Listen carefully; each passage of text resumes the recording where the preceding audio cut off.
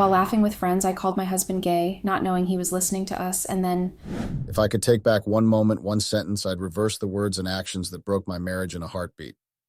But some things, once said, can never be unsaid. This is going to take a bit to explain, and I'll do my best to keep it straight. But my mind is a mess right now, so bear with me. My name is Kate, and I have been crying nonstop for 5 days now because my 3-year-old marriage is over, due to my recklessness.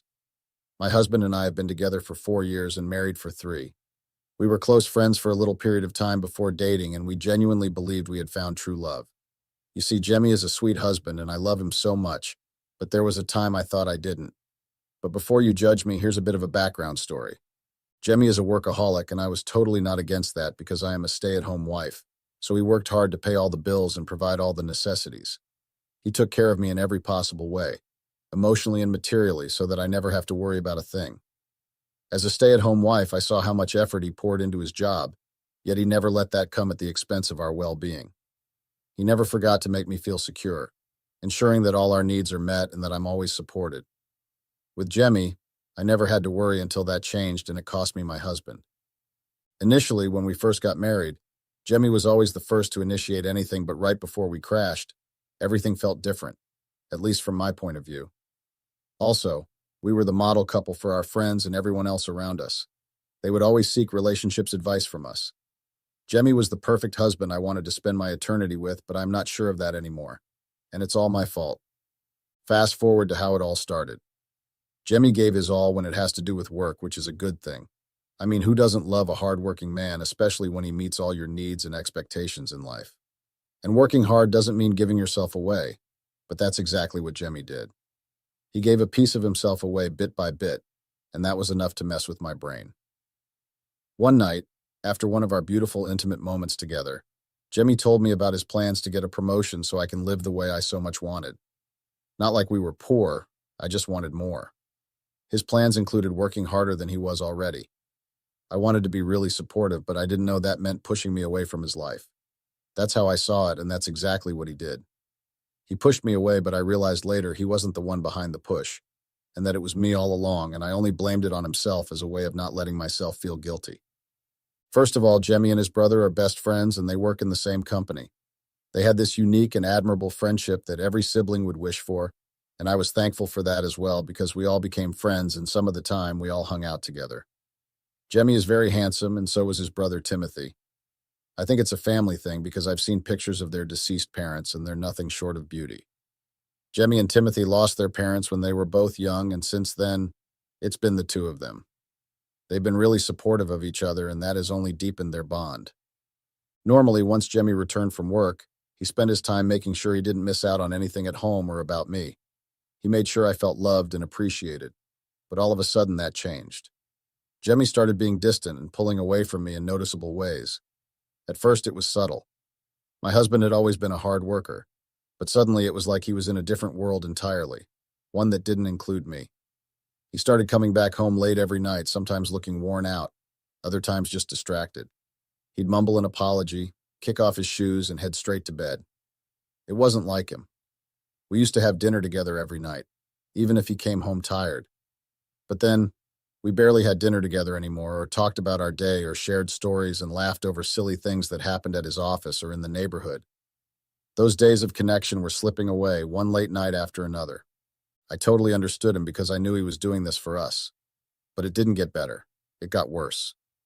Not only was he coming home late, but he'd also started staying up when he got home.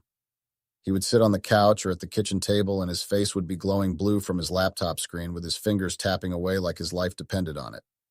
And if he wasn't on his laptop, he was glued to his phone, typing messages to who knows who. One day I approached him and he apologized for everything and told me I should give him a little bit of time and that everything will work out fine and he will make it up to me. He claimed it was a busy period for him at work. I took his words and didn't really mind as far as he was doing his best to take care of us. I even supported him and gave him the go-ahead. Then he stopped coming home every night. He stayed over some days at work, and at first I thought he was cheating with another woman, but there was no other woman in his life except me. I confirmed that.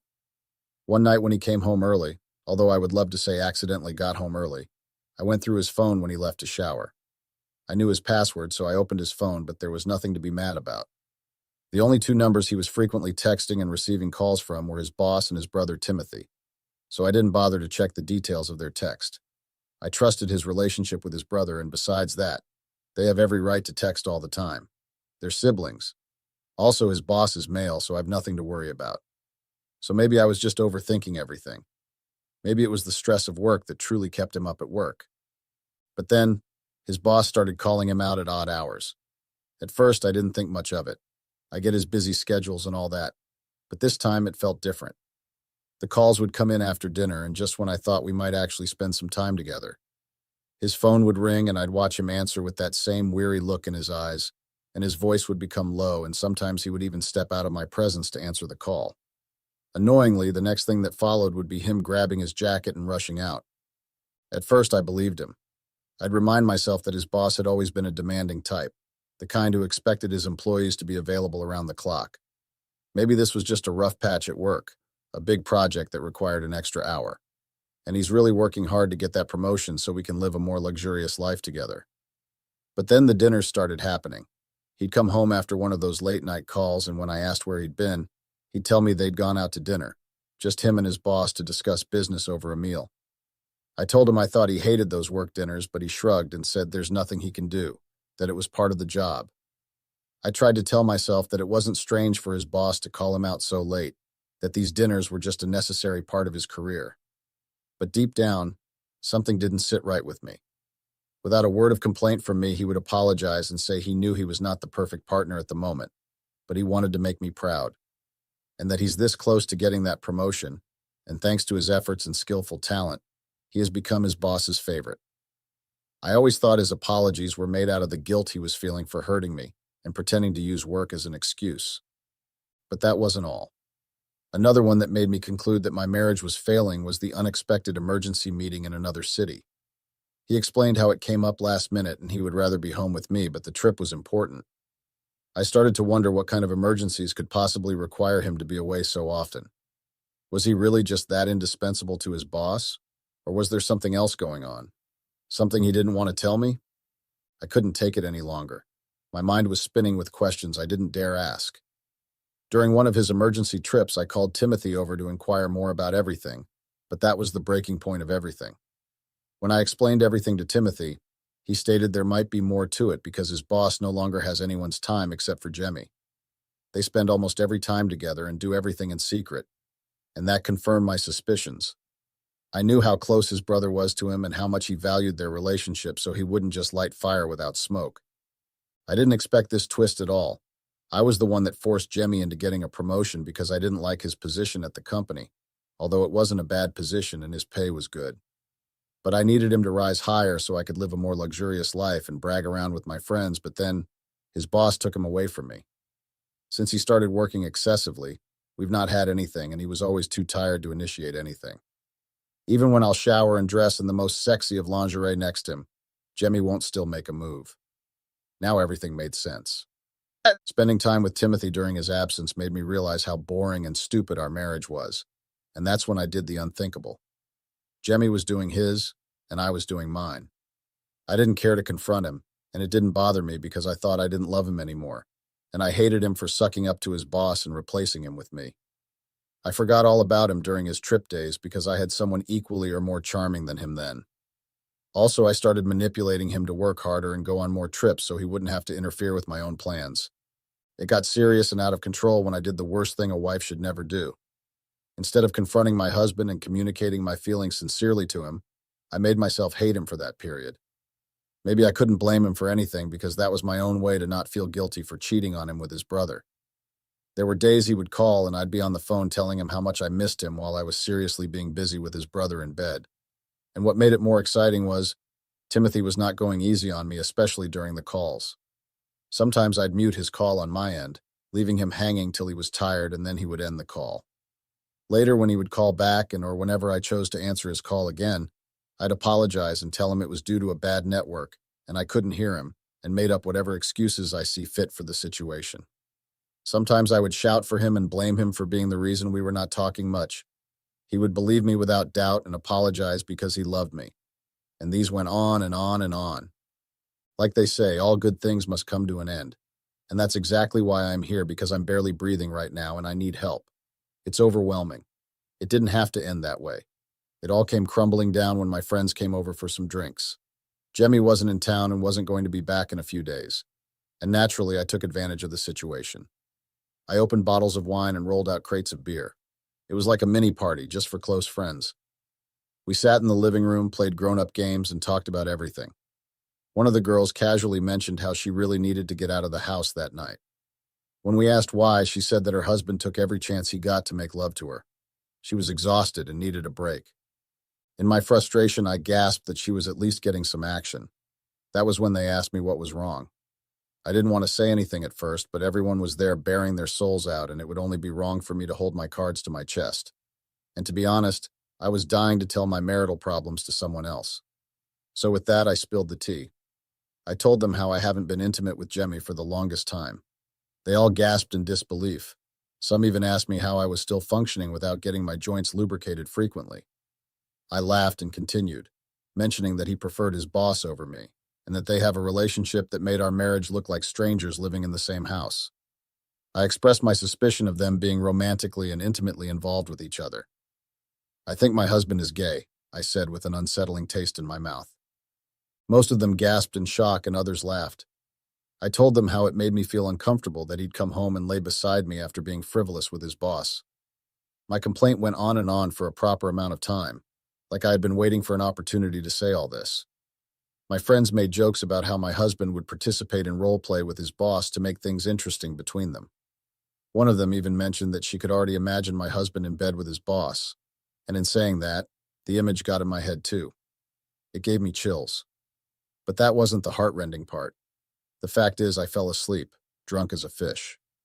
And when I woke up the next morning, my friends were all over the place. They had found whatever spot they could lay on to sleep in their drunken state, but I saw a figure standing in front of me.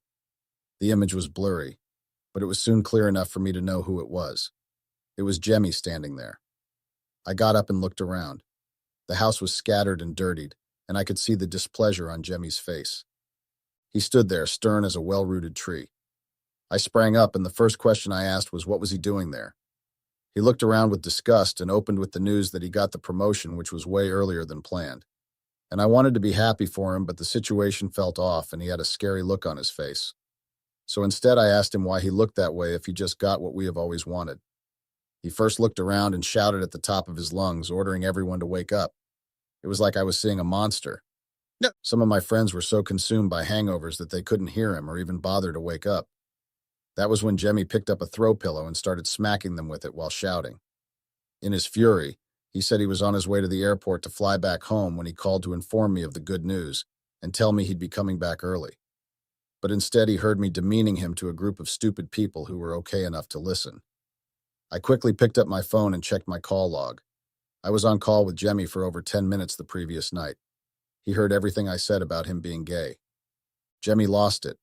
He was pained that he had sacrificed so much for me, for us, so we can have a better life. And that was how I could repay him. He said I stabbed him in the back in the most humiliating of ways. While he was raging, my friends were all quiet and terrified. Jemmy looked at them all with a condescending frown, and with the rage of thunder, he shouted that they should all get out of his house. Like rats, they scampered off. He said that if any one of them were still hiding in the house, he would find them and they wouldn't like the end of it. When he didn't get any answers, he walked upstairs and I followed fervently. He checked the first room. It was empty. Then he checked our room and it was also empty, but there was a creaking sound coming from the wardrobe and my heart tanked. He pulled the doors open and Timothy was standing there in only his underwear with his clothes in hand, held up against his groin area. Jemmy called his name in shock, and he saw the guilt and embarrassment on Timothy's face. He looked at me to say something, and I had the same guilt and embarrassment. He couldn't believe it. He began staggering backwards, and I called his name to try and calm him down. He asked what he clearly now knew the answer to. He asked if we had been sleeping together. I was so flushed with guilt that I couldn't answer. But Timothy opened his mouth to tell my husband I had seduced him and forced him to sleep with me. But he refused, considering the fact that they were brothers. But then, I brought some crazy friends over who drugged him and forced him to do what he never wanted to. I was shocked to the bone. I never expected that from Timothy. I fell into tears. I begged Jemmy not to listen to him, that he was lying.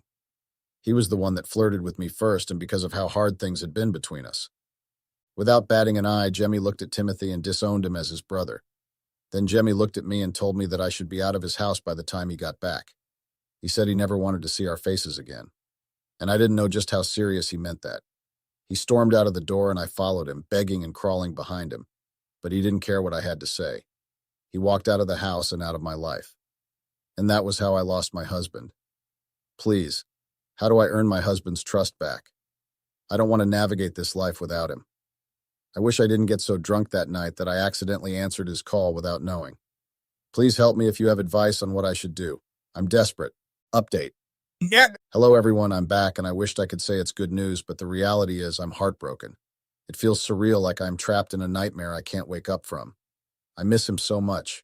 I miss the laughter, the comfort, the love we built together.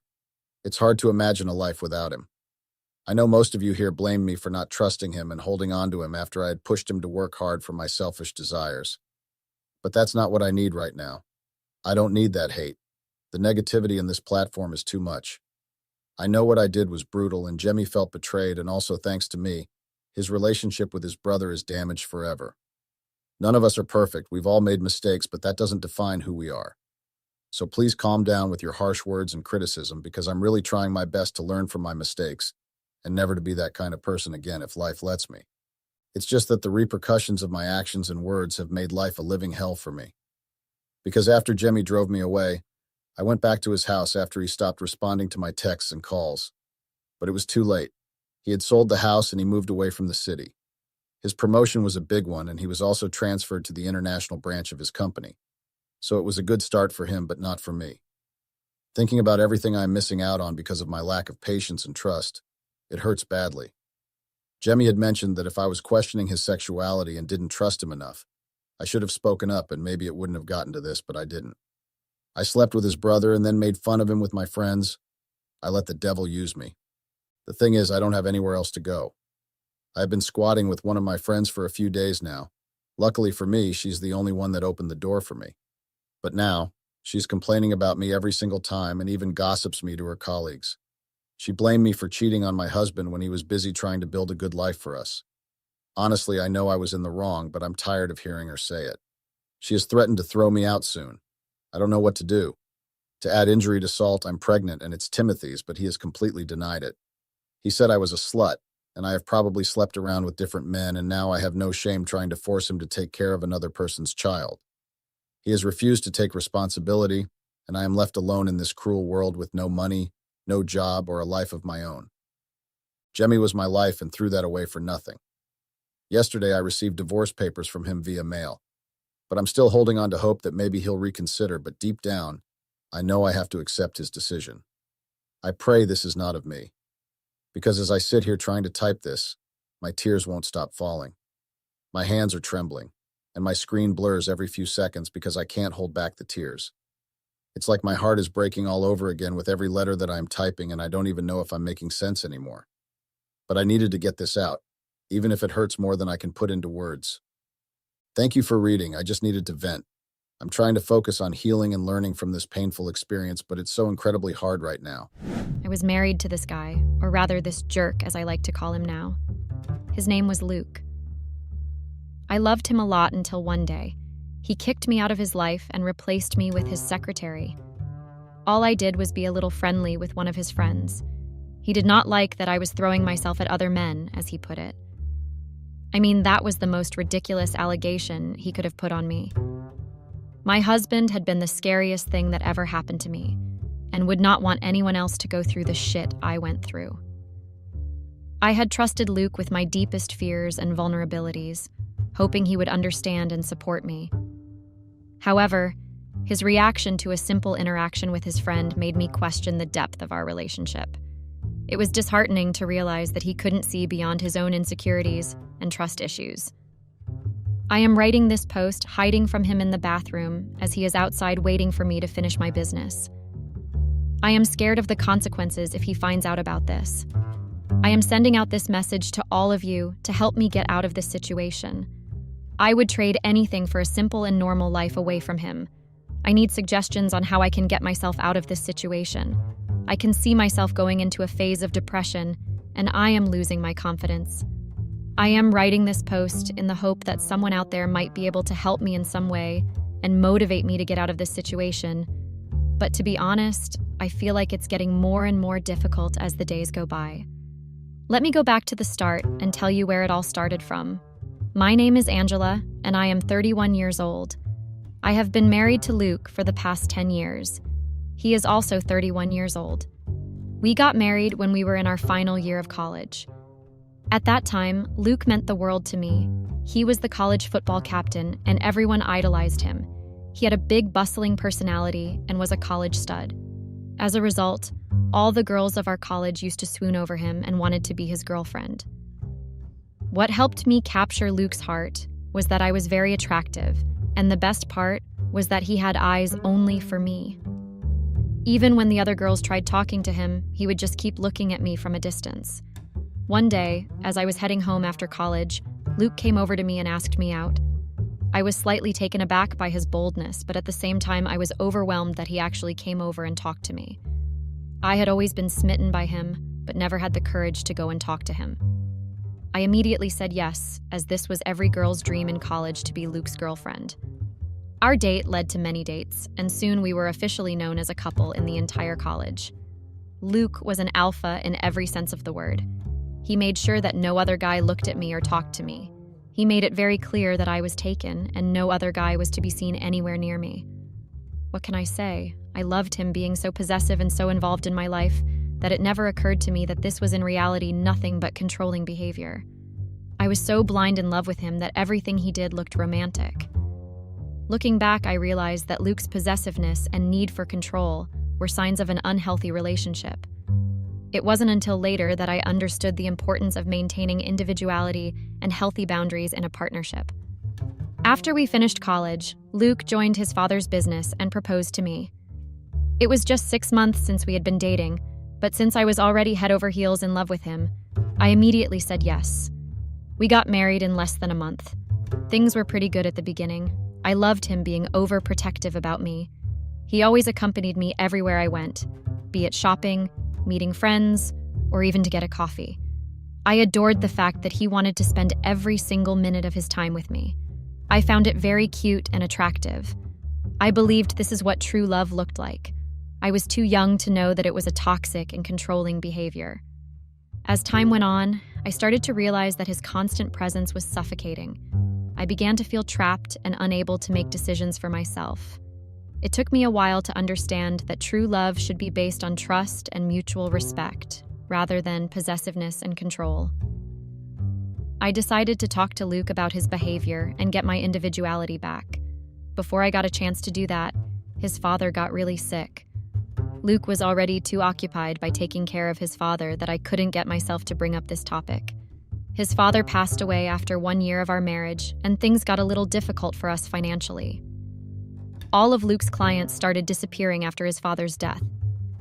I suggested that I could help with the finances by getting a job.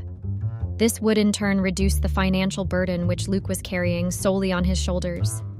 He was against it at first, but as we were going downhill and things were getting really bad for us, he finally agreed to it. I started working at a cafe as a barista. My job was to be warm and friendly with customers while attending them so that they would visit again. One day, when I came home, I saw Luke sitting on the couch fuming with anger. He told me that he saw me smiling and chatting with a customer and asked me if that was the reason I wanted to work. I always knew that he had been very protective about me, but this was beyond limits. I told him that he was overreacting. I was doing my job. He laughed as if it was a joke and then asked me to quit. We were already in a hole financially. I tried to reason with him, but he told me that he could find other ways of making money. So there was no need for me to go out of the house with a job as an excuse. He insisted that I stay at home and focus on taking care of the household responsibilities. He told me that my beauty was just for him to take pleasure from, and no other man was allowed to do that. I explained to him that my job was for our financial stability and not for me to display my beauty. I might have gotten the job because I looked attractive, but I still had to do my work to keep my job. He never understood the point I was making and asked me to either quit or leave the house. With not much of a choice, I decided to quit my job and be a dutiful wife. This, I believe, was the biggest mistake I made. I should have left when I had the opportunity. It would have saved me from everything else I had to go through for the rest of the years with Luke. Our financial issues had caused a lot of stress, which led Luke to lose his hair early and develop a potbelly due to lots of drinking. He had turned from a hot and handsome hunk to average-looking middle-class man in his 30s. Whenever we went out, everyone stared at us and thought how such an average-looking man could get such a good-looking woman as his wife. This made him lose a lot of confidence, and he started acting even more possessive than he already was. My home had become my prison. I was allowed to go out only on occasions which worked in Luke's favor. Apart from that, I was to sit at home and do nothing else. I had become his slave who was to stay at home, take care of things, satisfy his desires, and only do things that made him happy. Luke's insecurity and possessiveness had taken a toll on our relationship. The once vibrant and adventurous love we shared had been suffocated by his controlling behavior. I was so scared of his anger that I never once went against his will. He was the only one that I had to support me, so I never even dared to question his actions. I yearned for freedom and independence, longing to break free from the confines of my own home. A few years passed, and Luke started doing well in his business. He was losing his charm as the good-looking and handsome young man that he was, so he came up with a plan. He would use me to lure new customers to sign up for his business. I would accompany him to his business parties where he would show me off as an art piece that he had collected. I was his trophy wife, and he knew the way men looked at me. He would use it to his advantage. The only time I could use my attractiveness was for him to get more deals and more clients. He was a hypocrite, to be exact. He used my beauty but never let me go out by myself. He had this constant fear that I might run away and never come back. He forced me to take care of my body in a way that could benefit him. I felt like I was also a part of his business, a showpiece that he could display to earn more money. I felt trapped and depressed, but there was no way he would understand the way I felt. I longed for independence and freedom, but his possessiveness only grew stronger with time. It became clear that my feelings and well-being were secondary to his selfish needs. I yearned for a life where my worth was not defined solely by my appearance, but breaking free from his control seemed impossible. One day, there was a huge party that Luke had organized to celebrate the merger of his friend's company with his company. It would be a grand event where everyone that had been associated with both the companies would be invited. As usual, Luke had instructed me to dress my best to charm everyone around him. He picked out everything for me. My dress, makeup, jewelry, and shoes. Everything was finalized by him. I didn't even try bothering to argue with him after all these years, as I knew it would be futile. I knew that there was no point in banging my head against a wall. I had been thinking of ways to set myself free from Luke's control. I was getting ready when suddenly I thought of something that I could do that might help me achieve it. I knew that this was the only way I could get a little relief from the prison I was forced to stay in. We both entered the party with the facade of a couple deeply in love. By this point, I had mastered the art of faking to be deeply in love with Luke. The only good thing about this marriage was that Luke never cheated on me. Though he was overpossessive and tortured me by treating me like a robot, he never once looked at any other woman. I guess that was the only reason I put up with everything he made me go through for all these years. As we walked in, I realized that maybe he was with me for the same reason. I had never even once crossed the line with all these men he made me meet. I was very clear in my approach that I was happily married and did not like anyone getting clingy or a little too personal. Today, I decided to let go of my guard and see how Luke reacts to it. I was anyway going to be in hell after going home. Why not loosen up a little at least during the party? As I kept meeting people, I started to think who I should choose out of all these men that will enrage Luke the most. I finally settled on his friend Liam, who was the second most important person at this party. He would be a perfect fit as he could not leave until the party ended. As the night went on, I noticed Liam becoming more and more intrigued by my presence. His eyes lingered on me, and I could sense his curiosity growing. I couldn't help but feel a mischievous thrill, knowing that Luke would surely be provoked by this unexpected connection forming between his friend and me. I walked towards Liam, and congratulated him for the merger. He thanked me and was about to leave when I asked him how he was feeling about working with his longtime friend Luke. He started talking about it, and I tried to look if I could find Luke somewhere in the crowd. I finally spotted Luke talking to the servers about the arrangements, probably. I looked at Liam and started laughing and asking him to share a few more of their childhood stories. Liam was very happy to talk about his friendship with Luke that went way back to when they were in school. I could see Luke walking towards us, and I laughed very loudly just to make sure that Luke saw all this. Luke walked towards us and pulled me away, which definitely raised a few eyebrows from the people that were around us. Liam looked shocked at Luke's behavior. Luke smiled and told me that he wanted to steal me for a minute to talk about something. I knew that I had riled up Luke, and all this drama with Liam had definitely rubbed Luke the wrong way. As we walked away, I could sense the tension between us. Luke's face was furious, and I braced myself for the conversation that was about to unfold. Luke composed himself and told me that it was time for me to leave the party, and said that he could manage hosting the party on his own from here on. I insisted that I could help him by staying till the end. He started walking with me towards the main door, called the driver, and asked him to take me home. I went to my room and changed into comfortable clothes. I was very happy to have accomplished this little task of getting Luke angry. What happened next was something that I wasn't expecting at all. After the party was over, he came to our room and slapped me hard. He went on hitting me until I begged him to stop. I had no idea what I did so wrong that he started behaving this way. He told me that he saw everything that I was doing and told me that I was trying to sleep with his friend. I knew he was over-possessive, but this was even beyond his level. I mean, how he could call flirting as trying to sleep with his friend. Liam was cute and all, but the only reason I flirted with him was because Luke would be threatened by this. I never expected Luke's reaction to be so violent. It was clear that his jealousy had reached a dangerous point, and I couldn't understand why he would jump to such an extreme conclusion. My harmless flirting was merely a way to provoke him, and not an attempt to sleep with anyone. He had become an animal and would not even listen to anything that I had to say. After he beat me up, he asked me to sleep on the floor as he did not want such filth on his bed. He snatched away my phone and told me that he could take it away as he had bought it for me, and he had every right to take it back. I felt disgusted by his behavior.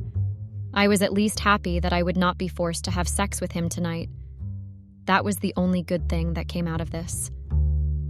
I took my pillow and a comforter and made my way towards the couch. I was so scared to even talk to him looking at his violent behavior. I made myself comfortable on the couch and lied down. Luke changed into his boxers and was lying on his bed. There was a knock on the door and he motioned me to open it. I opened the door and saw a young girl from the party still wearing her dress at the door. I looked puzzled and looked towards Luke, but he screamed for the girl to get in. I stood with the door open, waiting for her to complete her conversation with Luke and leave. To my surprise, Luke told her to sit beside him on the bed and started praising her beauty. He complimented that she had wonderful lips and went ahead and kissed them. My jaw dropped at what I was seeing and I screamed at Luke. He told me I could stand there holding the door the entire night or sleep. It was my choice. He told me that I might be attractive to get everyone's attention, but he had money and could easily have any woman he wanted without any problem. He even told me that he was not very happy with me sexually, but was with me because I was always loyal and never crossed my limits. But now that I have shown my true colors to him, he would not feel guilty about anything he would be doing going forward. I just stood there unable to understand what was happening. I was hoping all of this to be a really bad dream, and once I woke up, everything would be the same. After 15 seconds, I realized that all this was actually real and was happening because of a small mistake that I made by flirting with Liam. I closed the door and lied down on the couch. I could hear the moaning sounds of the girl, which was making it very difficult for me to even fall asleep. I knew that there was no point in asking Luke to stop doing all this and forgive me. I decided to talk to him in the morning when his anger had suppressed and explain to him why I did all of that. No, it took me a lot of tossing and turning and putting a pillow over my head to save myself from all the noise that was coming from the bed to finally fall asleep. When I got up the next morning, there was no one on the bed and no sign of the girl anywhere. I thought to myself, probably when Luke realized that I fell asleep, He must have asked the girl to leave, and there was nothing more than a few kisses that were exchanged between them. At this point, I don't even know why I so badly wanted Liam to be just with me and to be loyal to me even after all the toxic things that he had done to me. I brushed and then went downstairs to talk to Luke before he went to work. I saw Luke sitting at the table eating his breakfast, and I felt relieved that there was no one around him. I went and sat on a chair beside him, and just as I was about to hold his hand, I saw the girl from last night in inners, walking with a coffee pot towards Luke. She poured coffee by sitting on his lap right in front of my eyes. Luke behaved as if I was invisible and started kissing her. I was very angry and could not stop myself from asking Luke what the hell was happening. He told me that he was having breakfast, and I was the one interrupting him. I asked him what the girl was doing on his lap. He laughed and told me that he had some discomfort in his leg, and she was helping relieve his pain. I told him that it was not funny and I wasn't interested in any lame jokes early in the morning. He told me in all seriousness that these were the consequences for my actions from last night. If I would have behaved and obeyed him just like always, then he would have been my loyal and loving husband. Did he just call himself loving? Seriously? I wondered if my mission to get Luke riled up had backfired against me. I thought this would make him leave me, but instead he turned the tables on me and started cheating on me right in front of my eyes now. I felt a mix of anger and confusion as I watched him passionately kissing another woman. It was as if my attempt to provoke a reaction had only fueled his desire for revenge. At that moment, I realized the extent of his betrayal and questioned whether our marriage could ever be salvaged. In the next few days, I saw this girl behaving as if she was Luke's wife in front of my eyes, but I did not utter even a single word. He started treating me like a slave. I was not allowed to talk to anyone, go anywhere alone, or even decide what to wear. He started controlling all of my life decisions and would always accompany me wherever I went. He would not even let me go to the restroom alone. I was feeling so suffocated that at times, I felt it would be better if I just kill myself than to go through with this torture. I felt trapped and helpless, as if I had lost all autonomy over my own life. The constant surveillance and restriction took a toll on my mental well-being, leaving me desperate for an escape from this suffocating existence. The girl, by the way, was hired by Luke to assist him with his household chores. Now, this was something I had never heard of and knew that it was all bullshit. She was just here to cozy up with Luke and make me go crazy. I decided not to react to anything that they did to make me angry. No response was the best defense, and that would eventually stop Luke from doing all this nonsense. It worked for the most part. I would be lying if I said that it did not affect me at all. I would go in the bathroom and run the water and scream. I did not want Luke to know that what he was doing was actually affecting me. But deep down, I couldn't help but feel hurt every time Luke and she played their little games. Despite my efforts to remain composed, their actions still managed to chip away at my emotional armor.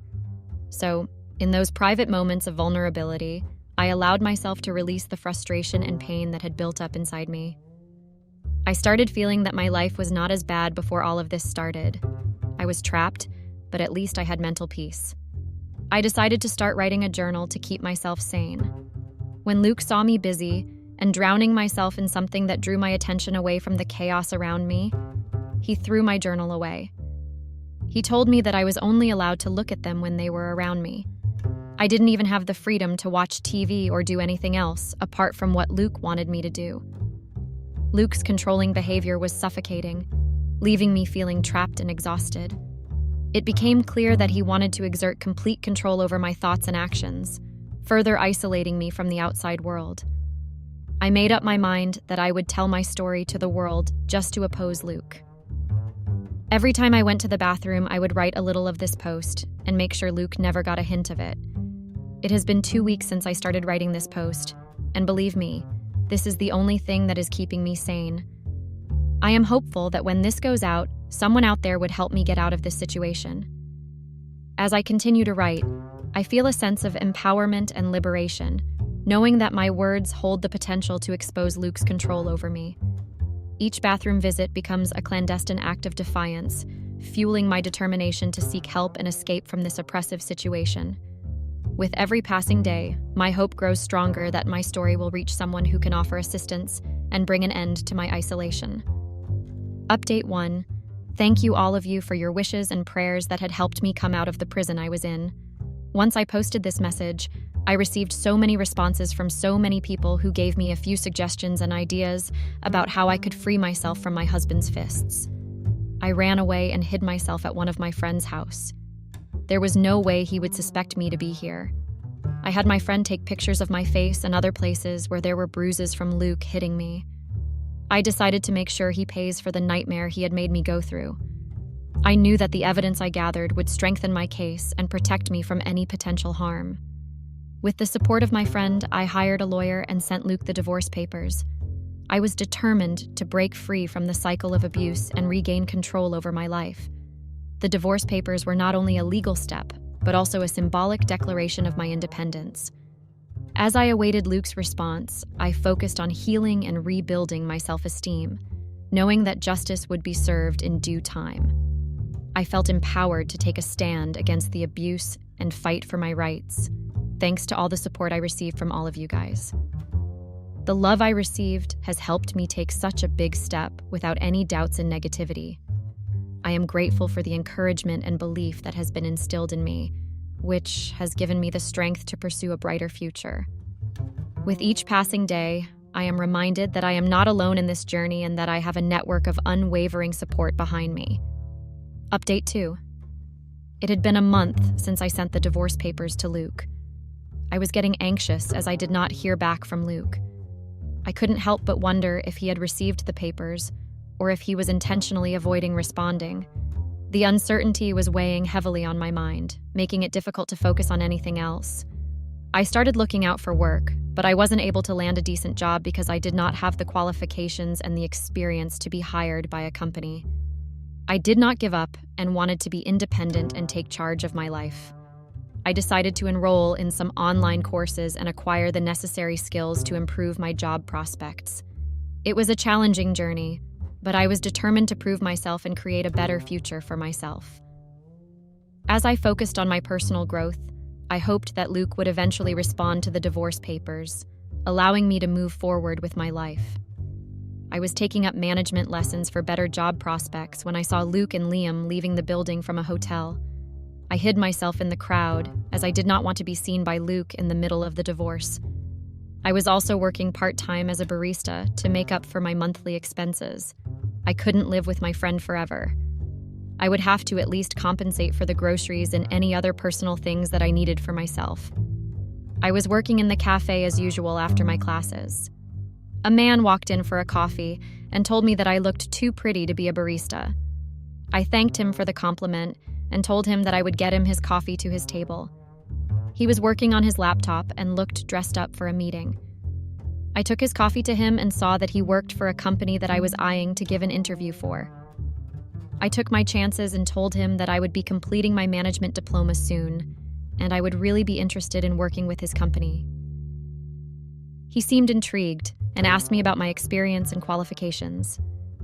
I confidently shared my relevant skills and explained how my management diploma would be a valuable asset to the company. He nodded approvingly and mentioned that they were actually looking to hire someone with my background. He offered to pass along my resume and put in a good word for me to the hiring manager. Grateful for the unexpected opportunity, I thanked him sincerely and exchanged contact information, hopeful for a potential job opportunity. He called me the next day for an interview at his office. I was elated and wore my best professional clothes and went for the interview. I walked into his office and greeted him. He hired me without asking too many questions and did not even bother about me not having any previous experience. It was a little weird, but I decided to not think too much about it and go ahead with it. He told me that my job would be to assist him with his scheduling and day-to-day activities, which was more like a personal assistant. He just wanted someone attractive for this job and did not care about the experience. I thought for a while and said that as long as I have a decent pay, it was better to take the job than keep working my ass off as a part-time barista. I started working for my new boss, Damon, since a week ago. Luke responded to the divorce papers by filing adultery from my end. I submitted documents of him physically and mentally abusing me with evidence. I knew that Luke's story had no proof, and he was only trying to stretch this for as long as he could. I made it very clear that I do not need anything from him apart from the divorce. My lawyer assured me that things would be in my favor and I had nothing to worry about. I was grateful that my life was finally getting back on track both financially and mentally. I was to accompany Damon to one of his meetings, where I saw Luke as one of the people attending the meeting. I froze for a few seconds and even wanted to leave as I did not want to face him, but then I thought that I am going to face this bastard and look him in the eye. I would never, ever run away from him or be scared of him. I walked with an air of confidence and stood beside Damon. I focused on taking notes, which was my job. After the meeting, Luke walked to Damon and told me if he could talk to me in private for 5 minutes. Damon agreed, and I had no choice but to talk to him. We moved to an area with no one around. I was hoping for him to apologize to me. To my dismay, he said that he always knew that I would take advantage of my beauty to manipulate men for my advantage. I was taken aback by Luke's accusation, as it was completely untrue and very unfair. I calmly defended myself, explaining that my success was a result of hard work and intelligence, not manipulation or deceit. It was disheartening to realize that Luke had such a bad perception of me, but I remained composed and determined to prove him wrong. I decided that there was no point in making Luke realize that it was my hard work that got me here. Why the hell am I even trying to prove my innocence to Luke? We were in the middle of getting a divorce, and there was no reason for me to make him believe me. On the contrary, he was the one who actually made out in front of me with another girl. He was the one who should be sorry for his actions. Why should I even spend a single minute talking to him? I told him that I had nothing else to say to him, and if he had something, then he could contact my lawyer. I knew this irked him to the core, but that is what gave me satisfaction. I was no longer the submissive, low-confident woman who was head over heels in love with Luke, and who would agree to do anything he asked of. After 2 months of denial from Luke, I finally received my divorce papers. I felt so light and free after such a long time. The weight of the past had finally been lifted off my shoulders, allowing me to breathe and move forward with a renewed sense of hope. I could now envision a brighter future ahead. It was a bittersweet moment, as I couldn't help but reflect on the lessons I learned and the personal growth achieved throughout this challenging journey. As I held the divorce papers in my hands, I couldn't help but feel a mix of emotions. While there was a sense of relief and liberation, there was also a tinge of sadness for the end of a chapter in my life. However, I knew that this was a necessary step towards finding happiness and embracing new opportunities that awaited me. When I look back now, I feel like I wasted 10 years of my youth for a guy who married me just for my looks. He never loved me and made sure I remained his puppet for his entire life. I am slowly trying to pick up where I left. It is a difficult journey. Rebuilding my life after such a devastating experience requires immense strength and resilience. Despite the challenges, I am determined to reclaim my independence and find happiness on my own terms. Each step forward brings me closer to a future where I am no longer defined by someone else's actions or expectations. I want to show Luke that I don't need a man to provide for me. The immense hatred I have towards him is a constant motivation for me to strive and do better in life. I would like to thank you all for your support throughout my journey so far. You guys and your positive comments have helped me turn my life around for the better. I would always be grateful to all of your love and concern for my well-being. Your encouragement and kind words have truly made a difference in my life. With your support, I have been able to overcome obstacles and achieve things I never thought were possible. I am excited to continue sharing my progress with all of you and hope to inspire others along the way. Thank you once again for being there for me, and here's to a future filled with even more positivity and success. I would keep you updated with hopefully more positive stuff coming my way.